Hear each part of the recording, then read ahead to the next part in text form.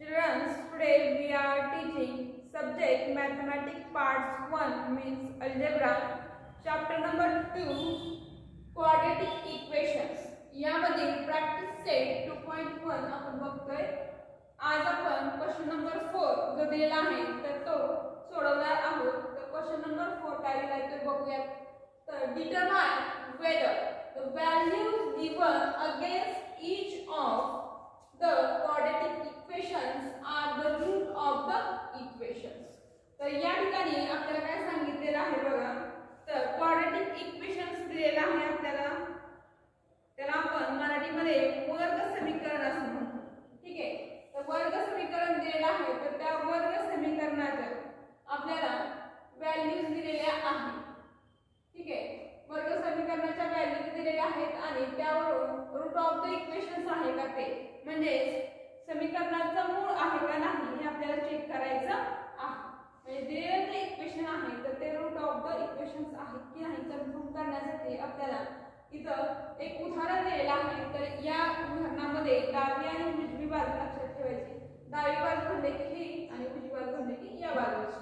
तर डावी बाजू दिलेली आहे तर डाव्या बाजूमध्ये आपल्याला x हे चल दिलेलं आहे. तर x या चलाच्या आपल्याला व्हॅल्यूज दिलेल्या आहेत. तर या व्हॅल्यूज ज्या आहेत तर त्या दिलेल्या इक्वेशन्स मध्ये ठेवायच्या.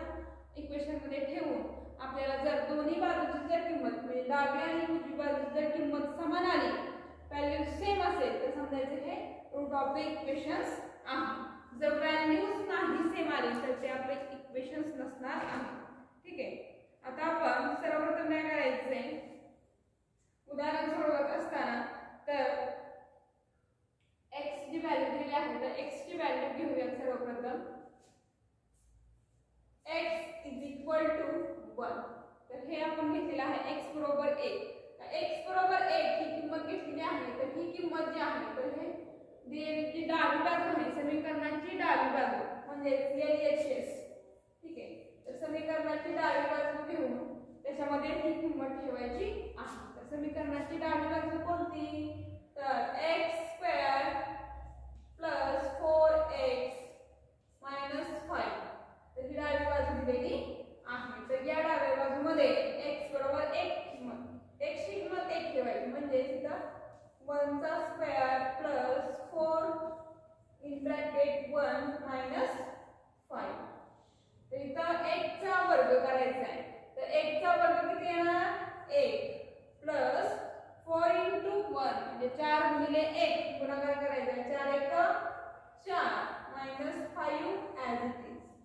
तर या ठिकाणी या दोन्हींची बेरीज करा आणि उरलेला अंक 4 आणि 1 5 - 5. 5 तून 5 गेलं किती राहिलं 0. ठीक आहे. म्हणजे LHS = RHS किती असणार आहे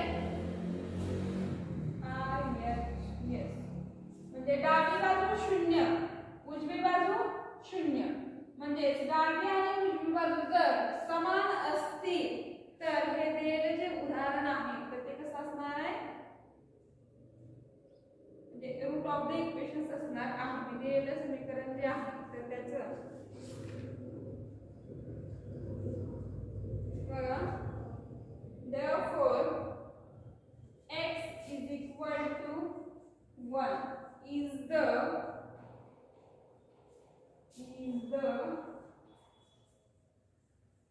root of given equation. लक्षात आले उदाहरण सगळ्यांच्या पहिलं म्हणजेच या उदाहरणामध्ये आपण x बरोबर 1 ही किंमत घेतली. समीकरणाच्या डाव्या बाजू जी आहे तर त्याच्यामध्ये x बरोबर 1 ही किंमत ठेवलेली आहे आणि त्यानुसार हे उदाहरण सोडवलेलं आहे. 1 चा वर्ग 1 4 गुणिले 1 4 × 4 - 5 या दोन्हींची बेरीज केली 4 आणि 1 5 आणि -5. 5 तून 5 गेले राहिले 0. डावी बाजू बरोबर उजवी बाजू समान आहे म्हणून x बरोबर 1 हे root of the given equation आहे. म्हणजे x बरोबर 1 ही दिलेल्या समीकरणाची उकल आहे.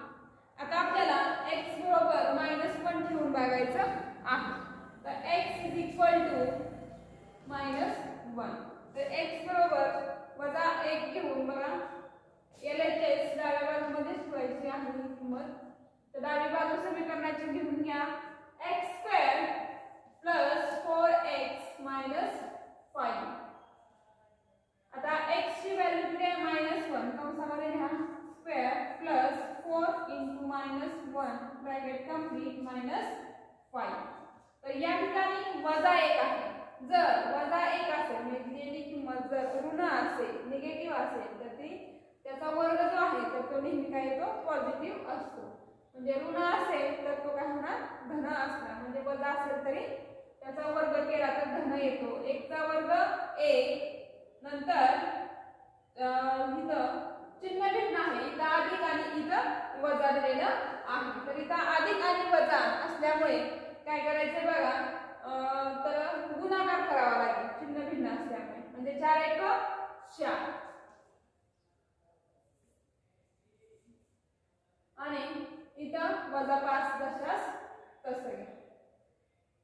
ठीक आहे.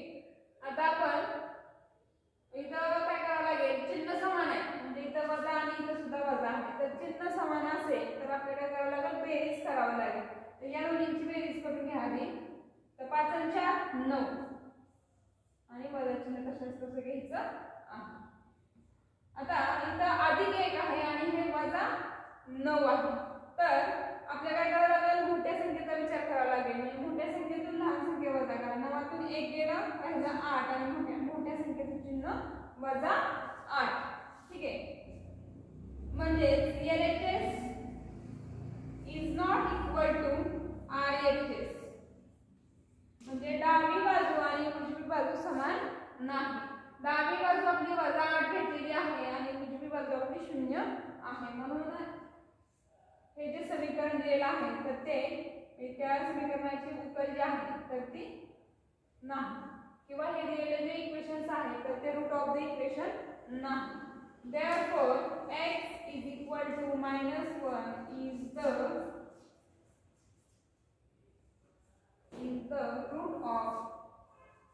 root of given equation.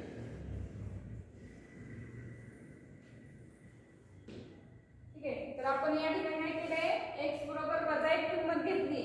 ठीक आहे. डाव्या बाजूला ठेवली. डाव्या बाजूचं इथं करताना x चा वर्ग इथं -1 चिन्ह वजा चिन्ह असल्यामुळे त्याचा वर्ग जो नेहमी आहे तर तो पॉझिटिव्ह येतो म्हणून 1 आला. इथं अधिक वजा चिन्ह वेगळं होतं. चिन्ह वेगळं असल्यामुळे आपण इथं गुणाकार केला म्हणजे 4 × 1 = 4. नंतर -5. तर या ठिकाणी वजा चिन्ह सेम असल्यामुळे काय केलं, यांची बेरीज केली. तर इथं अधिक आणि इथं वजा मोठी संख्या विचारात घेतली म्हणून वजाबाकी केली आणि मोठ्या संख्येचं चिन्ह दिलं. तर डावी बाजू आणि उजवी बाजू समान नाही म्हणून x is equal to -1 is the not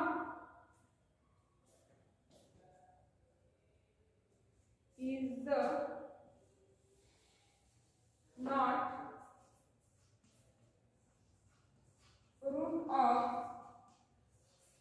given equation. म्हणून हे दिलेले समीकरणाची उकल आपण दिलेले आहे किंवा हे रूट ऑफ द इक्वेशन नाही. उदाहरण सगळ्यांच्या लक्षात आलंय. उदाहरण सगळ्यांनी तुमच्या वहीमध्ये सोडवायचं आहे आणि याचा आजचा होमवर्क तुम्हाला हा असेल. आणि जेवढा तुम्ही होमवर्क आज केलेला आहे किंवा जो आज सांगितलेला आहे तर तो सगळ्यांनी व्हॉट्सअपचा जो ग्रुप केला आहे तर त्याच्यावरती सेंड करा. थँक्यू.